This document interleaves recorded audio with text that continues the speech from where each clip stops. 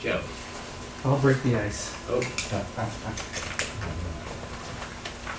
A couple of things I wanted to talk about was, one was last week's meeting was full, and there was a lot of people who came here to talk about the Port Townsend paper mill.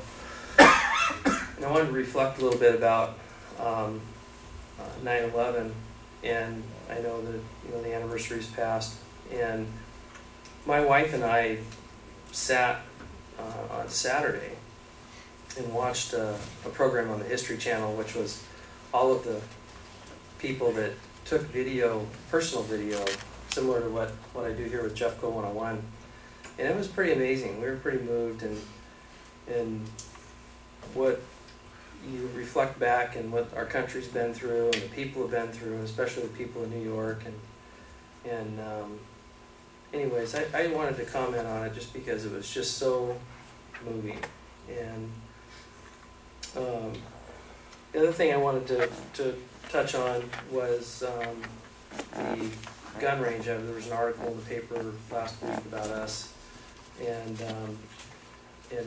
what we're proposing to do with an indoor shoot house, and that is correct. We are proposing to do an indoor shoot house there, and we are prepared to go through all the proper processes, similar to what Jefferson County Sportsman's Club is doing. But I wanted to kind of touch on what Philip, there was a kind of a misquote towards the end regarding the process, and Philip had commented that he was hiring an outside consultant because he felt there was a conflict of interest.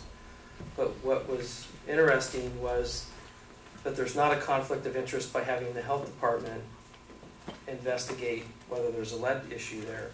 And I support the Sportsman's Club, but I thought, there's a conflict with whether to get a permit or not, but there's no conflict with having the health department do the research on that.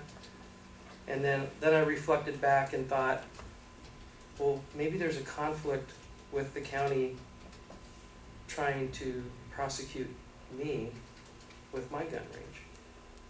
And wasn't there a conflict there from the beginning? Whether you should have investigated security services, because you guys, it's a business proposal for you out there. And so I just was reflecting on that, so thank you. It was a nice ceremony at the Bell Tower.